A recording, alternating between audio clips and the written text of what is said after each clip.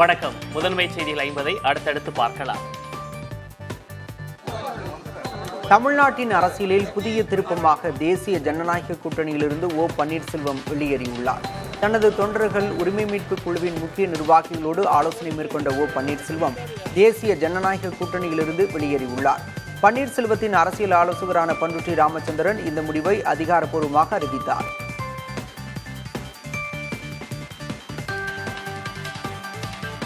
திமுக தலைவரும் முதலமைச்சருமான மு.க. ஸ்டாலினுடன் அரசியல் ரீதியாக எதுவும் பேசவில்லை என்றும், அதே நேரத்தில் எதிர்காலத்தில் என்ன வேண்டுமானாலும் நடக்கலாம் என்றும் முன்னாள் முதலமைச்சர் ஓ பன்னீர்செல்வம் கூறினார். வியாழக்கிழமை மாலை முதல்வர் ஸ்டாலினை அவரது இல்லத்தில் சந்தித்து பன்னீர்செல்வம் நலம் விசாரித்தார். தொடர்ந்து செய்தியாளர்களிடம் பேசிய அவர், அரசியலில் எதிரிகளும் இல்லை, நண்பர்களும் இல்லை என்றார். அரசியலில் நண்பர்களும் இல்லை, எதிரிகளும் இல்லை என்ற நிலைதான் கடந்த கால வரலாறு. எதிர்காலத்தில் தேர்தல் நெருங்கின்ற பொழுது எதுவும் நடக்கலாம். தாவேகா உடனான கூட்டணி தொடர்பாக தானும் பேசவில்லை, விஜயும் பேசவில்லை என்று முன்னாள் முதல்வர் ஓ பன்னீர்செல்வம் கூறியுள்ளார். முதல்வர் உடனான சந்திப்பை தொடர்ந்து பேசிய அவர், பாஜகவுடன் கூட்டணி அமைத்திருக்கும் பழனிசாமிக்கு வாழ்த்துக்கள் என்றார். பாஜக கூட்டணியை விட்டு வெளியேறியது ஏன் என்ற கேள்விக்கு பதிலளித்த அவர், தனக்கு சுயமரியாதை முக்கியம் என்றார். எனக்கென்று ஒரு சுயமரியாதை இருக்கிறது.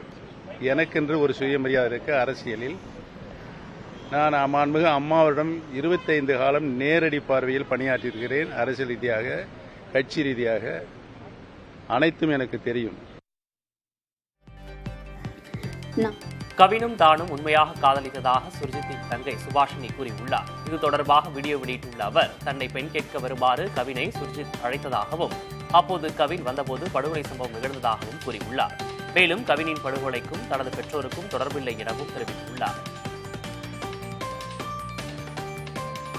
நெல்லை கவின் படுகொலை வழக்கில் விசாரணையை தொடங்கியுள்ள சிபிசிஐடி காவல்துறையினர் கவின் கொல்லப்பட்ட இடத்திற்கு நேரில் சென்று விசாரணை மேற்கொண்டனர். ஐடி ஊழியர் கவின் கொலை வழக்கு சிபிசிஐடிக்கு மாற்றப்பட்டதை அடுத்து வழக்கின் ஆவணங்கள் ஒப்படைக்கப்பட்டுள்ளன.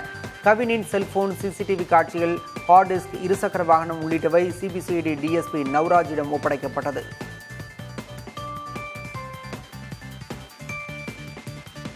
ஐடி ஊழியர் கவின் படுகொலை வழக்கில் பெண்ணின் தாயாரையும் கைது செய்ய வேண்டும் என திமுக எம்பி கனிமொழியிடம் கவினின் பெற்றோர் வலியுறுத்தியுள்ளனர்.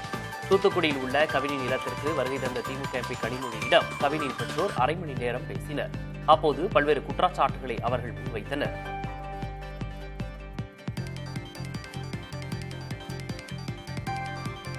ஆணவ கொலை விவகாரத்தை பலமுறை நாடாளுமன்றத்தில் எழுப்பியுள்ளதாகவும், விரைவில் தனிச்சட்டம் நிறைவேற்றப்படும் என நம்புவதாகவும் திமுக எம்பி கனிமொழி தெரிவித்துள்ளார். யாரையும் பாதுகாக்கக்கூடிய சூழல் இருக்காது எனவும், பாதிக்கப்பட்டவர்களுக்கு நியாயம் கிடைக்கும் எனவும் கனிமொழி குறிப்பிட்டார்.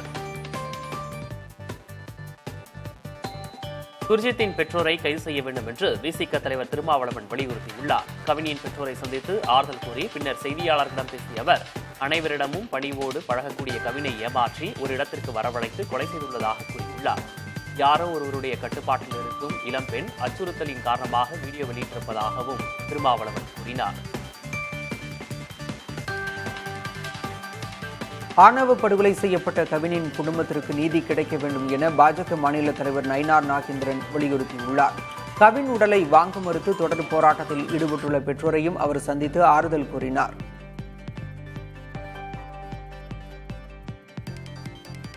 நாளை தொடங்கவிருக்கும் நலன் காக்கும் ஸ்டாலின் என்ற மருத்துவ திட்டத்திற்கு தடை விதிக்க சென்னை உயர்நீதிமன்றம் மறுத்துள்ளது. அதிமுக மாநிலங்களவை உறுப்பினர் சி.வி. சண்முகம் மற்றும் சென்னையைச் சேர்ந்த வழக்கறிஞர் இனியன் ஆகியோர் உயர்நீதிமன்றத்தில் பொதுநல வழக்கு தொடர்ந்தனர்.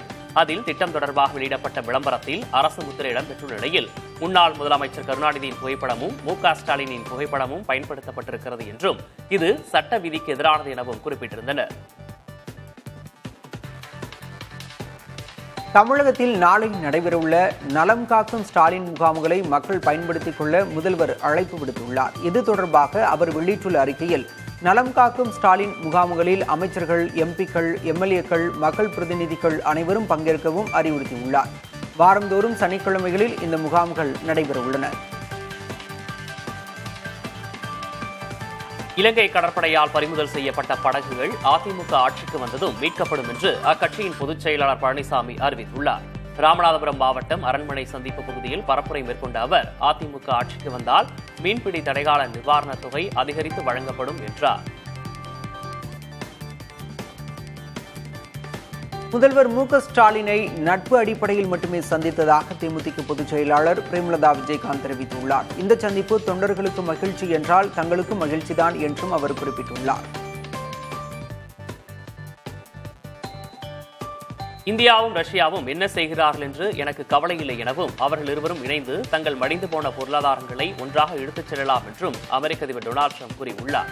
சர்ச்சைக்குரிய கருத்துக்களை தொடர்ந்து உதிர்த்து வரும் ட்ரம்ப் இந்தியாவையும் ரஷ்யாவையும் இவ்வளவு காட்டமாக விமர்சித்திருப்பது சர்வதேச அரசியல் களத்தில் அதிர்வலைகளை ஏற்படுத்தியிருக்கிறது. இந்தியாவுக்கு வரி விதித்திருப்பதன் பின்னணியில் வர்த்தக ஏற்றத்தாழ்வுகள் தவிர பிரிக்ஸ் நாடுகள் பிரச்சனையும் உள்ளதாக ட்ரம்ப் தெரிவித்துள்ளார். பிரிக்ஸ் அமைப்பில் உள்ள நாடுகள் அமெரிக்காவின் டாலர் மீது தாக்குதல் நடத்த முயற்சிப்பதாக தெரிவித்துள்ளார். அமெரிக்காவுக்கு எதிரான இந்த அமைப்பில் இந்தியாவும் உள்ளது என்பதை நீங்கள் நம்பத்தான் வேண்டும் என செய்தியாளர்கள் சந்திப்பில் ட்ரம்ப் தெரிவித்தார். அமெரிக்காவின் வரி விதிப்பு விவகாரத்தில் நாட்டு மக்களின் நலன் காக்க அனைத்து நடவடிக்கைகளும் எடுக்கப்படும் என மத்திய வர்த்தகத்துறை அமைச்சர் பியூஷ் கோயல் தெரிவித்துள்ளார். நாடாளுமன்றத்தில் பேசிய அவர் அமெரிக்க அதிபரின் வரி அறிவிப்பினால் ஏற்படும் தாக்கங்கள் குறித்து ஆய்வு செய்து வருவதாக தெரிவித்தார்.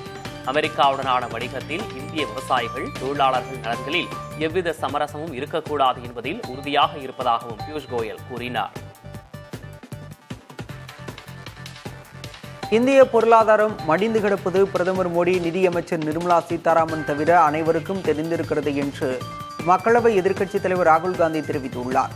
நாடாளுமன்ற வளாகத்தில் செய்தியாளர்களிடம் பேசிய ராகுல் காந்தி இந்திய பொருளாதாரம் குறித்த உண்மையை ட்ரம்ப் கூறியதில் மகிழ்ச்சி என்று கூறினார். பீகார் வாக்காளர் பட்டியல் சிறப்பு திருத்தம் குறித்து விவாதிக்க கோரி எதிர்க்கட்சி எம்பிக்கள் வலியுறுத்தியதால் நாடாளுமன்ற இரு அவைகளின் நடவடிக்கைகள் முற்றிலும் முடங்கின. எதிர்க்கட்சிகளின் அமளியால் அடுத்தடுத்து ஒத்திவைக்கப்பட்ட இரு அவைகளும் மாலை 4:30 மணிக்கு தொடங்கின.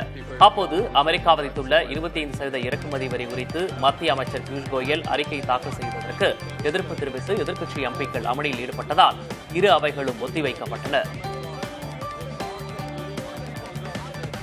மாலேகான் குண்டுவெடிப்பு வழக்கில் முன்னாள் பாஜக எம்பி பிரக்யா தாக்கூர் உட்பட குற்றஞ்சாட்டப்பட்ட 7 பேரும் விடுதலை செய்யப்பட்டனர். 17 ஆண்டுகளாக நடந்து வரும் வழக்கில் மும்பை NIA நீதிமன்றம் இந்த தீர்ப்பை வழங்கியுள்ளது. குற்றச்சாட்டை வலுவான ஆதாரங்களுடன் அரசு தரப்பு நிரூபிக்க தவறியதால் சந்தேகத்தின் பலனை குற்றஞ்சாட்டப்பட்டவர்களுக்கு அளித்து 7 பேரையும் விடுவிப்பதாக சிறப்பு நீதிமன்ற நீதிபதி AK லகோட்டி தெரிவித்தார். ரிதன்யாவின் பிரேத பரிசோதனை அறிக்கை முழுமையாக இல்லை என சென்னை உயர்நீதிமன்றம் அதிருப்தி தெரிவித்துள்ளது. ரிதன்யா தற்கொலை வழக்கில் கைதான அவரது கணவர் கவின்குமாரும் கவின்குமாரின் பெற்றோரும் ஜாமீன் கோரி உயர்நீதிமன்றத்தில் மனு தாக்கல் செய்தனர். இந்த வழக்கு விசாரணையின் போது ரிதன்யாவின் பிரேத பரிசோதனை அறிக்கையை ஆய்வு செய்த நீதிபதி அறிக்கை போதுமான தகவல்களுடன் முழுமையாக இல்லை என அதிருப்தி தெரிவித்தார். இதனையடுத்து தடயவியல் அறிக்கைகளை தாக்கல் செய்ய நீதிபதி உத்தரவிட்டுள்ளார்.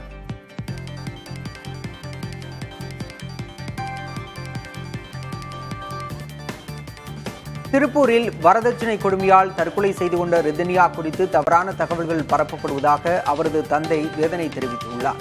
சென்னையில் செய்தியாளர்களிடம் பேசிய ரிதன்யாவின் தந்தை விசாரணை மந்தமாக நடப்பதாக கூறினார். மேலும் தனது மகளின் தற்கொலை வழக்கு தொடர்பாக முதல்வரின் தனிப்பிரிவிலும் அவர் புகார் அளித்தார்.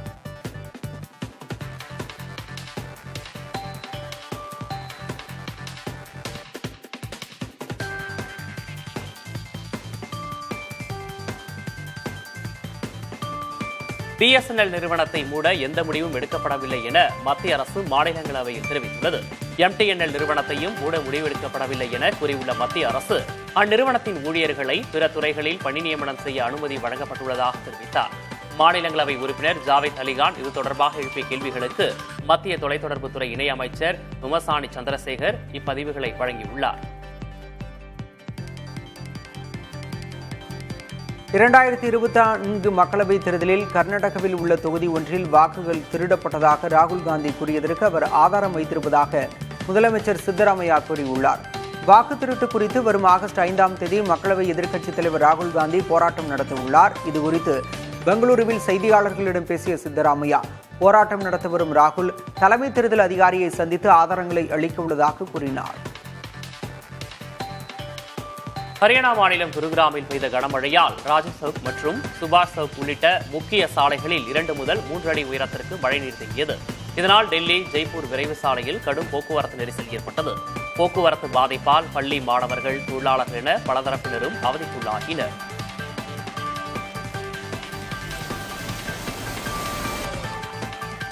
நாடாளுமன்ற தாக்குதல் வழக்கில் குற்றஞ்சாட்டப்பட்ட அப்துல் குருவை தான் காப்பாற்றியதாக அமித்ஷா கூறிய குற்றச்சாட்டை ப. சிதம்பரம் மறுத்துள்ளார்.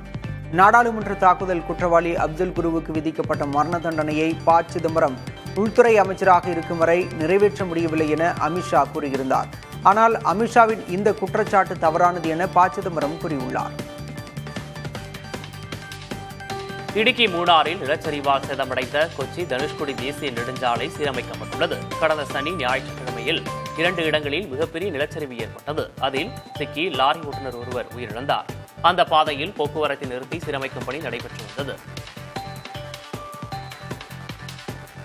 இடுக்கி மாவட்டம் மூணார் அருகே படையப்பா என்று அழைக்கப்படும் காட்டு யானை மீண்டும் குடியிருப்பு பகுதிகளில் பட்டப்பகலில் உலா வருகிறது. நீண்ட தந்தங்களுடன் கம்பீரமாக காணப்படும் இந்த யானை தற்போது ஆக்ரோஷமாக இருப்பதாக வனத்துறை அதிகாரிகள் தெரிவித்தனர். திருவள்ளூர் சிறுமி பாலியல் வன்கொடுமை வழக்கில் கைது செய்யப்பட்ட இளைஞரிடம் 3வது நாளாக விசாரணை நடைபெற்றது. கடந்த 12ஆம் தேதி பள்ளியிலிருந்து வீடு திரும்பும் போது சிறுமியை கடத்திச் சென்று வன்கொடுமைக்கு ஆளாக்கிய வழக்கில் ராஜ விஸ்வகர்மா என்பவர் கைது செய்யப்பட்டார். சிறையில் அடைக்கப்பட்ட அவரை 4 நாள் காவலில் எடுத்து விசாரிக்க நீதிமன்றம் அனுமதி வழங்கியது. ஈரோடு மாவட்டம் பவானிசாகர் அணையிலிருந்து முதல் போக பாசனத்திற்கு தண்ணீர் திறக்கப்பட்டுள்ளது. கீழ் பவானி வாய்க்காலில் நீர் திறக்கப்பட்ட நிலையில் அமைச்சர்கள் முத்துசாமி, சாமிநாதன் உள்ளிட்டோர் மலர் தூவி தண்ணீரை வரவேற்றனர். மொத்தமாக 120 நாட்களுக்கு 23 TMC தண்ணீர் திறக்கப்பட உள்ளது.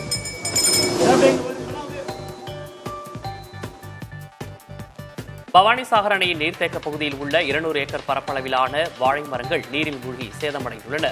கோவை மாவட்டம் மேட்டுப்பாளையம் அருகே உள்ள லிங்காபுரம், காந்தவயல் மற்றும் மொக்கைமேடு கிராம பகுதிகளை பவானிசாகர் அணையின் நீர்த்தேக்க பகுதியில் அமைந்துள்ளன. கடந்த சில நாட்களாக பெய்து வரும் தொடர் மழை மற்றும் பவானி ஆற்றில் ஏற்பட்ட வெள்ளப்பெருக்கு காரணமாக இங்கு பயிரிடப்பட்ட வாழை மரங்கள் நீரில் மூழ்கியுள்ளன. திருப்பூர் மாவட்டம் உடுமலைப்பேட்டை வனச்சரக அலுவலகத்திற்கு விசாரணைக்காக அழைத்துச் செல்லப்பட்டவர் மரணத்தில் உறவினர்கள் சந்தேகம் எழுப்பிய நிலையில் குற்றவியல் நீதித்துறை நடுவர் விசாரணை மேற்கொண்டார். வாகன தணிக்கையின் போது சிறுத்தை பல் வைத்திருந்ததாக மாரிமுத்து என்பவர் கைது செய்யப்பட்டார். இந்த சூழலில் உடுமலைப்பேட்டை வனச்சரக அலுவலகத்தில் வைக்கப்பட்டிருந்த அவர் அங்குள்ள கழிவறையில் தூக்கிட்டு உயிரை மாய்த்துக் கொண்டதாக கூறப்படுகிறது. மாரிமுத்து மரணத்தில் வனத்துறையினரின் நடவடிக்கை சந்தேகம் அளிப்பதாகவும் உரிய விசாரணை நடத்த வேண்டும் என்றும் அவரது உறவினர்கள் வலியுறுத்தியுள்ளனர். பாட்டாளி மக்கள் கட்சியின் வேரும் வியர்வையும் தைலாபுரத்தில் மட்டும்தான் இருப்பதாக அக்கட்சியின் நிறுவனர் ராமதாஸ் தெரிவித்துள்ளார். ஒரே தலைமைதான், ஒரே தலைவர்தான் என ராமதாஸ் திட்டவட்டமாக கூறியுள்ளார். திமுக ஆட்சிக்கு வந்ததிலிருந்து 40 லட்சம் ஏக்கர் விவசாய நிலம் அளிக்கப்பட்டுள்ளதாக அன்புமணி குற்றம் சாட்டியுள்ளார். திருவள்ளூர் மாவட்டம் பெரியபாளையம் பகுதியில் அறிவுசார் நகரம் திட்டத்திற்கு எதிர்ப்பு தெரிவித்து ஆர்ப்பாட்டத்தில் ஈடுபட்டார். அப்போது பேசிய அவர், அறிவில்லாதவர்கள்தான் ஆரணி ஆற்றுப்படுகையில் அறிவுசார் நகரம் அமைப்பார்கள் எனவும் அதற்கு நாங்கள் ஒருபோதும் விடமாட்டோம் எனவும் தெரிவித்துள்ளார். பட்டியல் சமூகத்தினர், ஆதி குடிமக்களுக்கு தனியாக விடுதி அமைக்கப்படுவதை எப்படி சமத்துவம் என ஏற்றுக்கொள்ள முடியும் என நாம் தமிழர் கட்சி ஒருங்கிணைப்பாளர் சீமான் கேள்வி எழுப்பியுள்ளார். சென்னை விமான நிலையத்தில் செய்தியாளர்களிடம் பேசிய அவர், தமிழகத்தில் மட்டுமல்ல இந்தியா முழுவதும் சாதி, மதம் மட்டும்தான் அரசியல் செய்கிறது என்றார். சாத்தான்குளம் ஜெயராஜ் பென்னிக்ஸ் காவல் கொலை வழக்கில் 17 பக்க அப்ரூவர் மனுவை முன்னாள் காவல் ஆய்வாளர் ஸ்ரீதர் மதுரை மாவட்ட 1வது கூடுதல் நீதிமன்றத்தில் தாக்கல் செய்துள்ளார். இந்த மனு மீது ஆகஸ்ட் 4ஆம் தேதி முடிவெடுப்பதாக கூறிய நீதிபதி அன்றைய தினத்திற்கு வழக்கை ஒத்திவைத்தார். முன்னதாக இந்த வழக்கில் அப்ரூவராக விரும்புவதாக முன்னாள் காவல் ஆய்வாளர் ஸ்ரீதர் மனு தாக்கல் செய்தார்.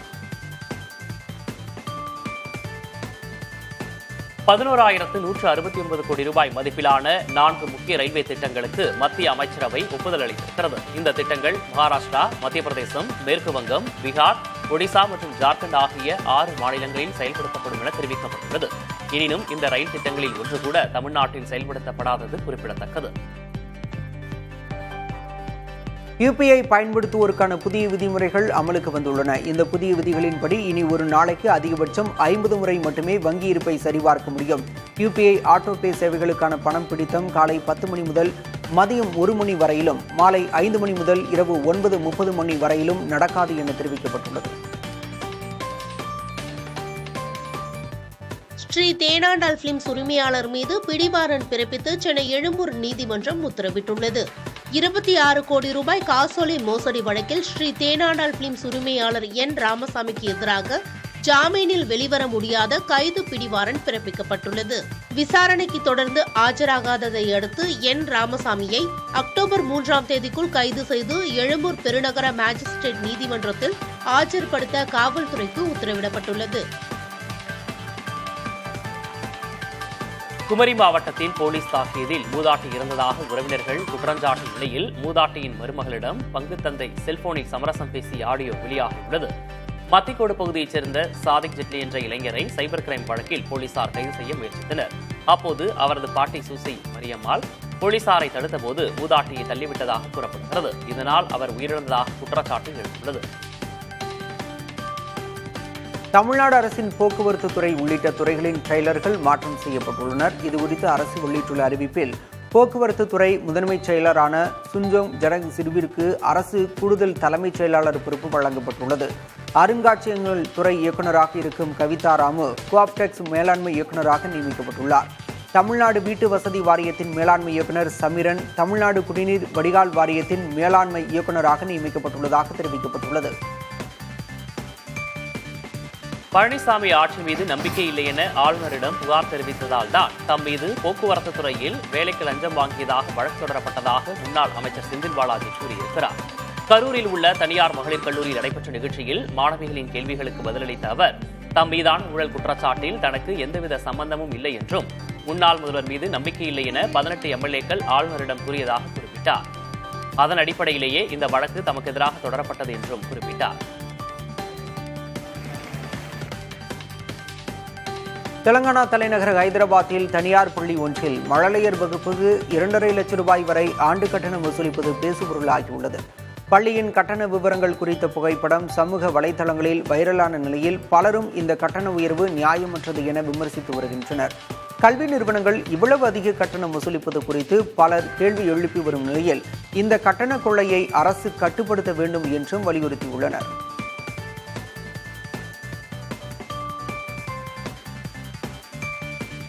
யுக்ரைன் ரஷ்யா இடையே அமைதி ஒப்பந்தம் ஏற்படுவதற்கு ஆகஸ்ட் 8ஆம் தேதி வரை அமெரிக்க அதிபர் டொனால்டு ட்ரம்ப் காலக்கெடு நிர்ணயித்துள்ளார். போர் நிறுத்தத்தை அமல்படுத்தி அமைதியை நிலைநாட்டுவதற்கு தேவையான நடவடிக்கைகளை அமெரிக்கா முன்னெடுக்கும் என்றும் அவர் தெரிவித்துள்ளார். முழுமையான மற்றும் நிபந்தனையற்ற போர் நிறுத்தம் அவசியம் என யுக்ரைன் வலியுறுத்தி வரும் நிலையில் அமெரிக்க அதிபர் தற்போது காலக்கெடு நிர்ணயித்துள்ளார். பாகிஸ்தானுடன் வரலாற்று சிறப்புமிக்க வர்த்தக ஒப்பந்தம் செய்து கொண்டதற்காக அந்நாட்டு பிரதமர் ஷாபாஸ் ஷெரீப் அமெரிக்காவுக்கு நன்றி தெரிவித்துள்ளார். இரு நாட்டு ஒத்துழைப்பு இன்னும் மேம்படும் என எதிர்பார்ப்பதாகவும் பிரதமர் ஷெரீப் தன் சமூக தளப்பக்கத்தில் பதிவிட்டுள்ளார். அமெரிக்க வர்த்தக அமைச்சர் ஹோவர்ட் லுட்னிக் மற்றும் பாகிஸ்தான் நிதி அமைச்சர் முகமது அவுரங்கசீப் இடையே வாஷிங்டனில் ஒப்பந்தம் கையெழுத்தாகியுள்ளது.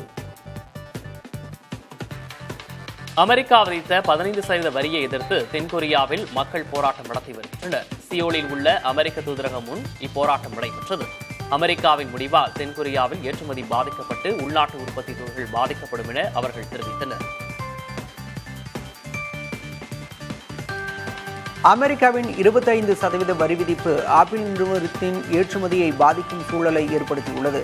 இந்தியாவில் ஐபோன்களை உற்பத்தி செய்யும் ஆப்பிள் நிறுவனம் வர்த்தக விரிவாக்கத்திற்கு திட்டமிட்டு வருகிறது. இந்த சூழலில் சீனாவின் கட்டுப்பாடுகளால் உற்பத்தி மந்த நிலையை ஏற்படுத்தும் என்றும் அமெரிக்காவின் வரி கொள்கையால் இந்தியாவிலிருந்து எலக்ட்ரானிக் பொருட்கள் ஏற்றுமதி பாதிக்கக்கூடும் என தொழில்துறையினர் கூறுகின்றனர். நைஜீரிய நாட்டில் இமானுவேல் என்ற கலைஞர் ஒருவர் மரத்தின் வேர்களை கொண்டு அழகிய சிற்பங்களை உருவாக்கி வருகிறார். உருவங்களை வடிப்பதற்காக வேர்களை தேடி கண்டுபிடிக்க மாதக்கணக்கில் காடுகளில் அலைய வேண்டியிருப்பதாகவும் அவர் தெரிவித்துள்ளார்.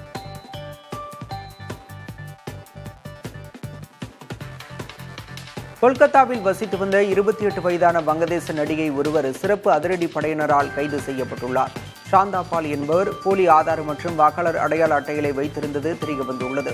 இந்திய மற்றும் வங்கதேச படங்களில் நடித்துள்ள இவர் போலியான ஆவணங்களை பயன்படுத்தி இந்தியர் போல தன்னை அடையாளப்படுத்தி வந்துள்ளதாக கூறப்படுகிறது. இந்த போலி ஆவணங்கள் அவருக்கு எப்படி கிடைத்தன என்பது குறித்து காவல்துறையினர் விசாரணை மேற்கொண்டு வருகின்றனர். நடிகர் விஜய் சேதுபதி தனக்கு எதிராக சமூக வலைதளங்களில் எழுந்துள்ள பாலியல் துன்புறுத்தல் குற்றச்சாட்டுகளை திட்டவட்டமாக மறுத்துள்ளார். இதுகுறித்து பேசிய அவர் இது பொய்யான குற்றச்சாட்டு என்றும் தனது வளர்ச்சியை பிடிக்காமல் வேண்டுமென்றே இதுபோன்ற ஆதாரமற்ற குற்றச்சாட்டுகளை பரப்புவதாகவும் தெரிவித்துள்ளார்.